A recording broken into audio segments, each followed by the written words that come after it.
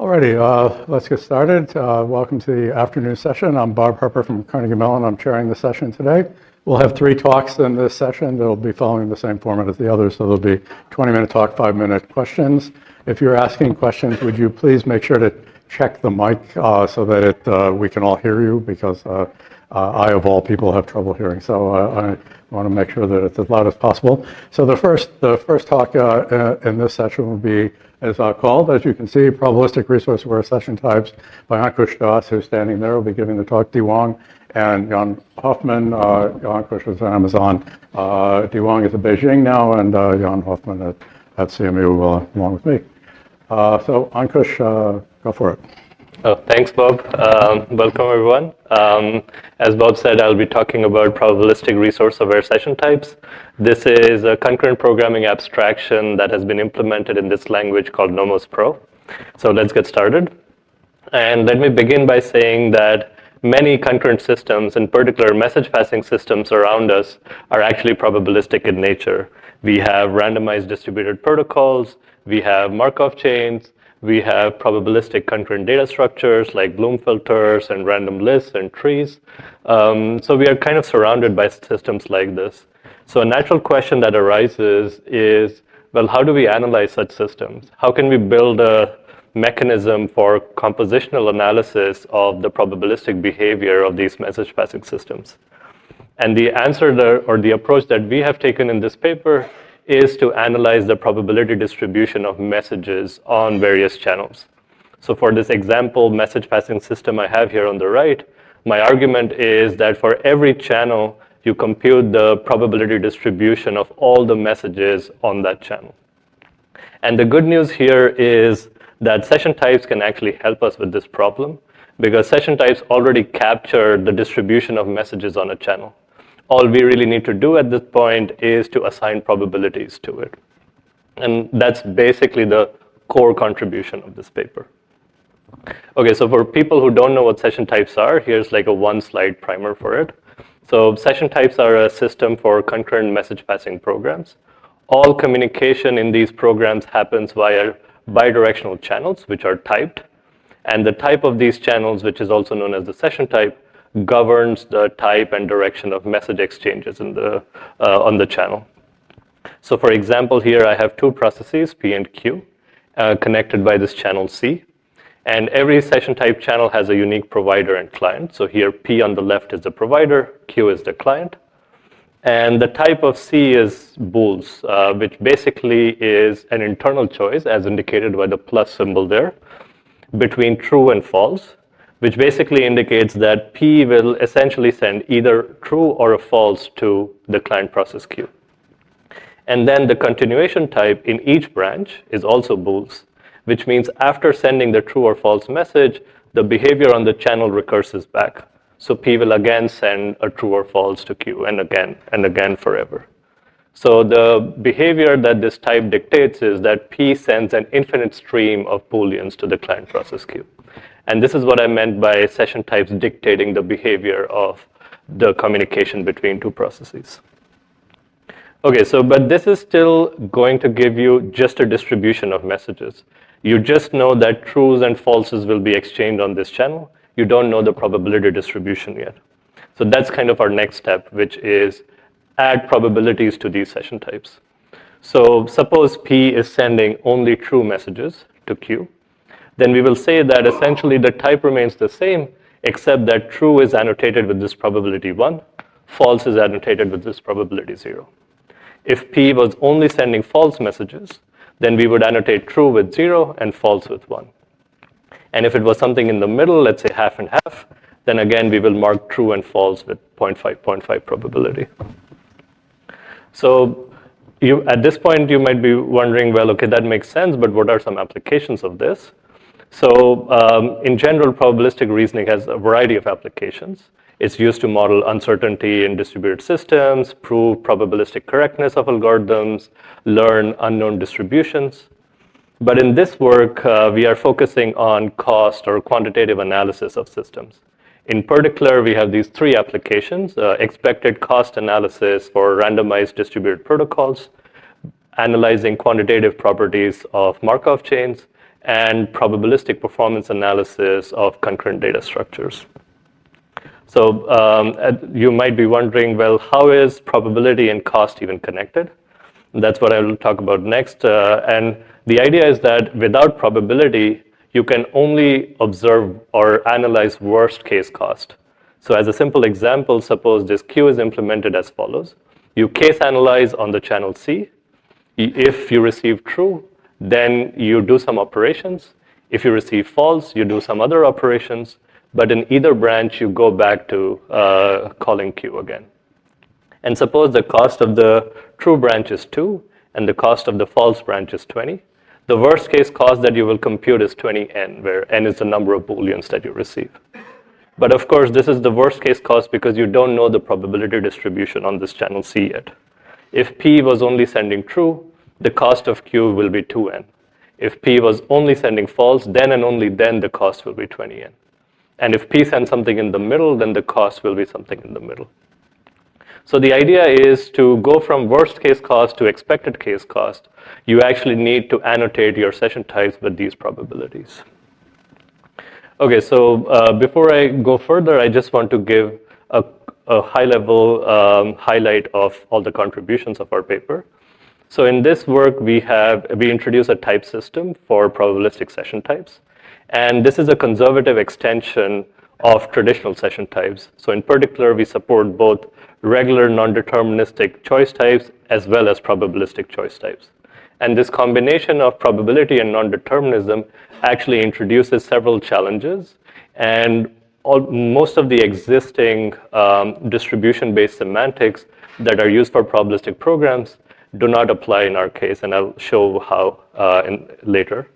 So we come up with our own nested multiverse semantics for proving type safety of our language.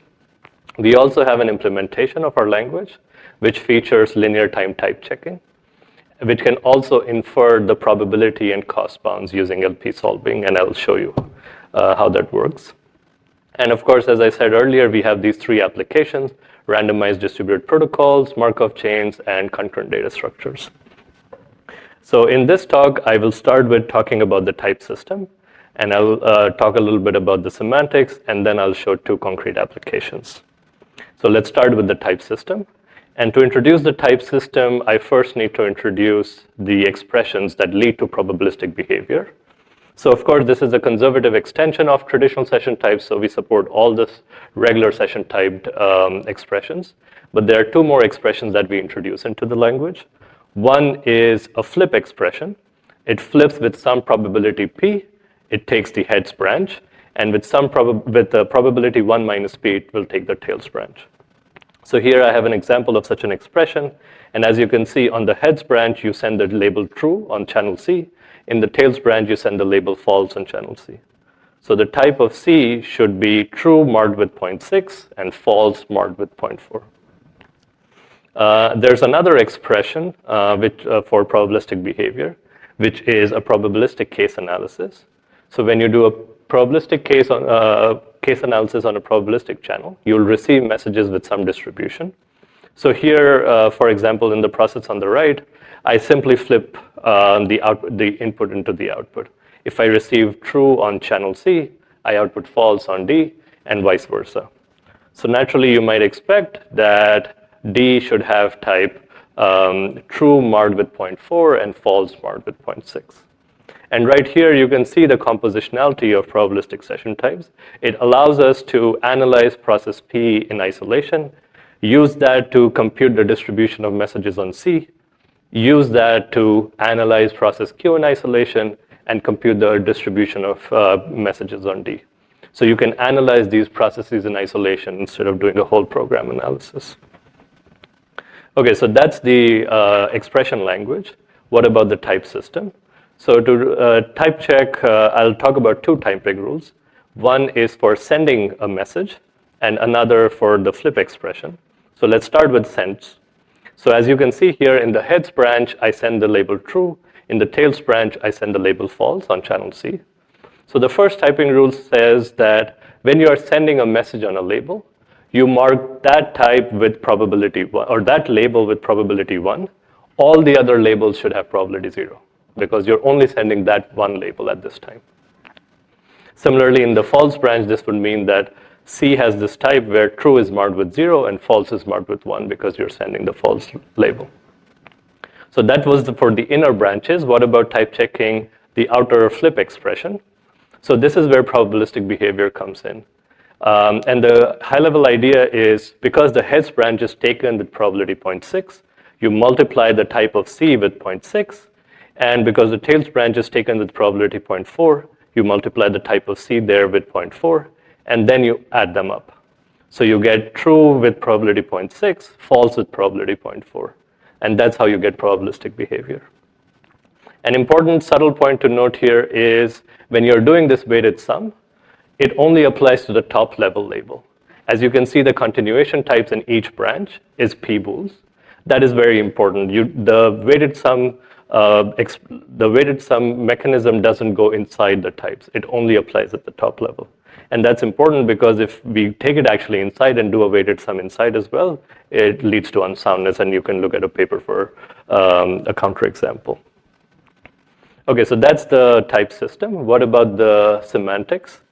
So traditionally, session type processes are represented as a configuration. Session type programs are represented as a configuration of processes organized as a tree. And every process uses the channels connected to its children, offers the channel to its parent. So naturally, you might expect, well, in the probabilistic case, I will just have a distribution of processes, or a distribution of these configuration trees, where every configuration tree is marked with its probability. We actually show that this does not work when you're combining probability with non-determinism. Because we have a conservative extension, combining these two, distribution-based semantics don't apply in our case. And the high-level reason for it is that executing a flip expression can actually lead to two completely different global configuration trees. And this would modify the types of all the channels in those two different trees. And you can look at the paper for more details, but this kind of global effect of a local flip expression execution is what causes unsoundness, essentially. And so to address this, we introduce what we call a nested multiverse semantics, where the idea is to keep the effect of executing a flip expression as local as possible. So as I said earlier, it's unsound to have two different configuration trees, where one is marked with probability p, the other with 1 minus p. Instead, what we propose is you still keep one configuration tree, but instead of having that one process after the execution, that node has two processes inside it, one marked with probability p, another marked with probability 1 minus p. So essentially, a configuration now is a single tree, but every node in the tree doesn't need to be a single process. It can be a distribution of processes. Okay, so that's for the theory of probabilistic session types.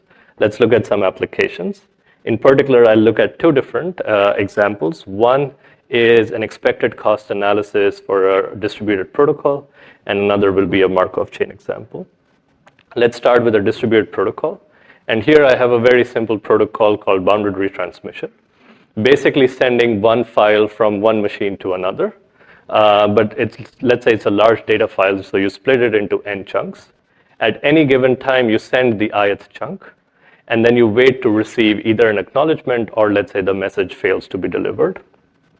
If you receive the acknowledgement, then the message was delivered, so you send the I plus 1th chunk. And if the message fails, then you retry sending chunk I. But you only do this retrial up to some bound r. So how do you model this in our language? Well, we introduce these two types, one for sending a chunk, and another for receiving an acknowledgement. So sending a chunk just sends the ith chunk, and then the type transitions to this receive acknowledgement. And these subscripts ij mean ith chunk and the jth retrial attempt. So when you are waiting to receive an acknowledgement, here is where we introduce probabilistic behavior into the system. We say, let's say there is a 20% failure probability. So you receive an acknowledgement with probability 0.8. And let's say you receive some failed message, which indicates a delivery failure with some probability 0.2. So in case of if you receive the acknowledgement, you just transition to sending the I+1th chunk with the first delivery attempt, so j is 1. And if it fails, then you send chunk I again, but now increment j, so this is the j+1th delivery attempt. And as I said earlier, what we really want to do is cost analysis. So in this case, what that means is the expected number of chunks that you have to send to ensure delivery of this whole file for a given number of n and r. And so here I show a very simple plot of different values of r and n, and what is the expected number of chunks that you will have to send. And in fact, we can even compute a symbolic bound of 1.25n with a 20% failure rate. And the point I want to make here is that our language supports amortization, which stores essentially potential inside data structures, which is then used to infer these symbolic bounds. Okay, so the last example I want to take is from Markov chains. So this is a very classical Markov chain which has these 3 states, and it's called a dice program. It essentially outputs these faces of a dice. And here we have I have a simplified version where there are only 3 faces. So I output these 3 things, 1, 2, or 3. And an important property of this Markov chain is that the 3 outputs come with equal probabilities. 1/3, 1/3, 1/3. And this is the property I want to verify using our language. So how do you do it? Well, to model this in our language, you introduce 3 processes, 1 process for every state.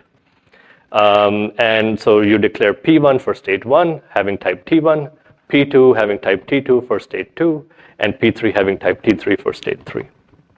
And to implement each process, you simply follow what's in the Markov chain.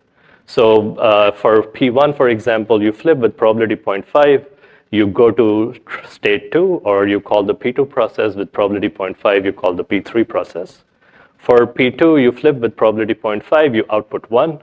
And with probability 0.5, you go back to P1. And for P3, you again flip with probability 0.5. You output 2. With probability 0.5, you output 3. So now the question is, how can we use this to ensure that these 3 outputs starting from state 1 are equally probable? And there's a very easy way to do it in our language, which is the 3 types that you used for typing the 3 processes. You mark them with labels 1, 2, and 3. But you leave the probability annotations as star. This is to indicate to the language that you don't want to specify these probabilities. You want the language to infer these probabilities for you. And so if you feed this program into NomosPro, it will infer these probability annotations and produce these output types T1, T2, T3. In particular, you can see here, T1 has type 1, 2, and 3 marked with equal probabilities. And so that guarantees that this Markov chain will produce these 3 outputs with equal probabilities. As we can take this one step further as a final thing, and we can actually compute the expected number of state transitions in this Markov chain. For this, we use what I call the flip cost model, which essentially introduces a work or a cost of 1 every time you do a flip, which is indicated by this work just before the flip. And the number of flips is equal to the number of states, because anytime you do a flip, you transition to a new state. And so suppose you want to compute the expected value, how do you do it? Again, it's very simple in our language. You declare these 3 processes, but you put a star on the turnstile, which means for every process, I want the language to compute the expected cost of that process. So you feed this into our language, and NomosPro will compute these values for you and return these 3 numbers. So in particular, starting from state 1, this implies that the expected number of state transitions you need to do to reach a final state or an output is 8/3. So that's kind of all from my side. Just to conclude, I want to say that today I showed you a type system for probabilistic session types, which was a conservative extension because it supported both probabilistic choice types and non-deterministic choice types. We proved it to be type safe using this nested multiverse semantics. We have an implementation with linear time type checking, and we can infer these probability and cost bounds using LP solving. And the 3 applications we have are randomized distributed protocols, Markov chains and probabilistic performance analysis of concurrent data structures. And you can look at our paper for more details about the theory and the applications. Thank you.